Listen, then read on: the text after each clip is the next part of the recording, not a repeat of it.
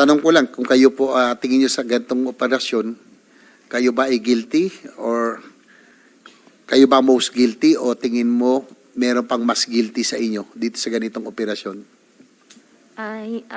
Hindi po ako guilty po. So, hindi kayo most guilty. Meron pang mas guilty. Kumbaga may mastermind pa talaga. Sige po. Go, Hopping. Your Honor, I think sa tagal po na investigation, alam na rin po ng committee po, especially chaired by our Madam Chairman, who's really at the back of everything po. Kaya ako natanong kasi, baka sa executive session, sana sa uli, ay may pagkakataon pa kayong sabihin kung sino man yung talagang nasa likuran. Kasi nga, kung sabi mo ikaw ay biktima, maawa din tayo sa mga naging biktima ng Pogo, di ba? So, sa executive session, hindi pwedeng ilabas yun, no? Sa media, sa publiko. Maintindihan namin kung ikaw ay natatakot, no? Dahil International Crime Syndicate po ito, natatakot ka para sa buhay mo.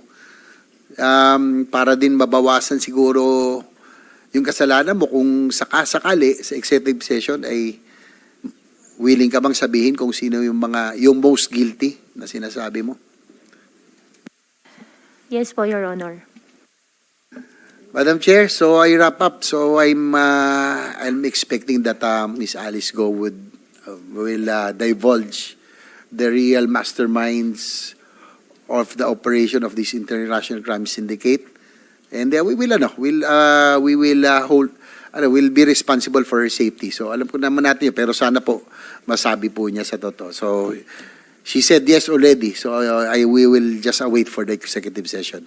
Thank you, Madam Chair. Maraming salamat, Senator JV. I think it's the first time narinig ko na sinabi ni Go Hopping na mayroon na tayong natutumbok sa buong kwento nung sino ang pinakamatataas sa likod nitong mga pogo sa Pilipinas. At yung isa pa namin gustong malaman, sino sa mga government personnel o officials ang tumulong sa pagtakas kahit for monetary considerations.